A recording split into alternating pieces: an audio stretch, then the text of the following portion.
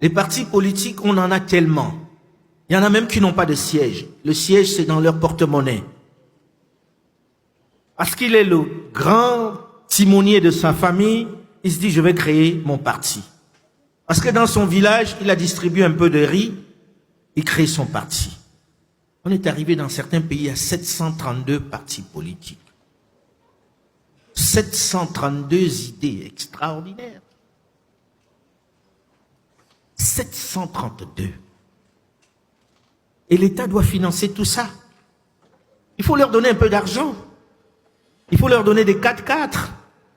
Quand les élections arrivent, c'est les rois. Et ils ne se gênent pas pour acheter les consciences, pour acheter les votes. Je pense qu'il faut arrêter cette mascarade, cette vaste comédie dans laquelle nous sommes entrés. Nous pensons avant ça que 2 ou 3 partis politiques maximum, ça suffit. Et qu'à l'intérieur de ces partis, les idées vont s'affronter.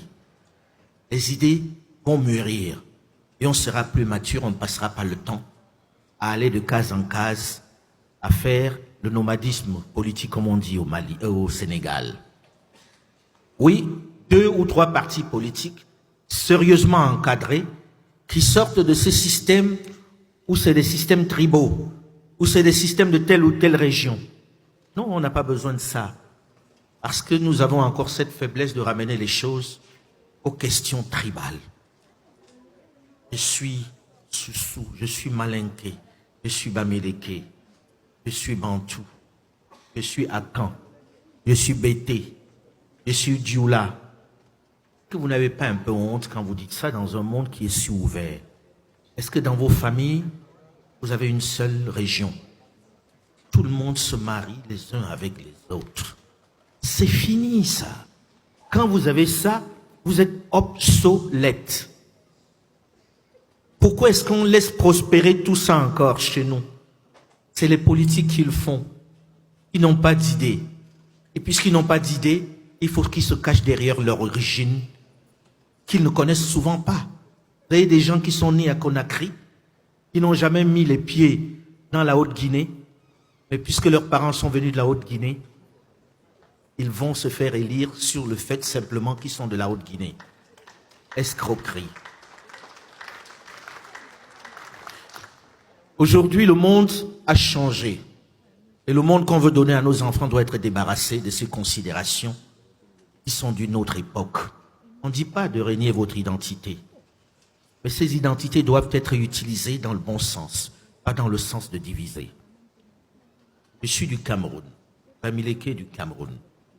Ma femme est un mélange que je ne peux pas vous dire de la région d'Afrique de l'Ouest. Il y a tellement de mélanges dans elle que quand je regarde mes enfants, je dis, et si je dois me battre pour les Bamileke, est-ce que je ne suis pas incohérent? Parce que ces enfants, ils ne sont pas vraiment Bamileke. Mais pourtant, quand je parle, on voit un Bamileke. C'est la même chose ici. J'ai un ami ici parmi nous, qui est guinéen, rwando, je ne sais plus trop combien, et qui est sénégalais au passage. Dans quel camp on le classe? Un chèque. S'il vous plaît, ceux de ma génération et mes aînés, arrêtons d'intoxiquer notre jeunesse et laissons-leur la place pour construire leur monde. Essayons un autre mode de gouvernance. Oui, un chef de l'exécutif fort qui puisse installer des institutions fortes. Nous sommes en guerre et il faut un chef fort pour installer des institutions fortes. Un chef responsable. Un chef qui répond de ses actes. Un chef destituable. Destituable comment? Destituable par l'Assemblée, mais destituable aussi par les populations. J'ai envie de laisser ce volet-là de la destitution, du contre-pouvoir à maître Fatoumata Sidibé Diarra qui a travaillé dessus parce que le contre-pouvoir est la clé. Il faut pouvoir arrêter quelqu'un quand il dérape. À l'heure où nous sommes, nous ne pouvons arrêter personne s'il dérape. J'ai une affection que je ne masque pas pour le chef de l'État ici, parce qu'il nous permet de venir ici débattre sans nous avoir demandé de quoi on va parler, puisqu'il m'a dit, à titre perso, il faut changer les règles, il faut changer les paradigmes. J'ai la faiblesse de le croire, c'est pour ça que j'ai amené un curieux bonhomme comme Jules Domché ici pour parler comme il a parlé, parce qu'on le pense tous, que ça fait beaucoup. Et je pense qu'il le pense aussi. Mais les circonstances veulent que ça soit comme ça. Maintenant qu'on veut changer, maintenant qu'on a une fenêtre de changement, une fenêtre de tir pour changer, peut-être qu'il faut qu'on se regarde dans les yeux et qu'on se le dise. On ne veut plus de chef tout-puissant, chef du ciel et de la terre, de la mer et des eaux, des oiseaux et des éléphants.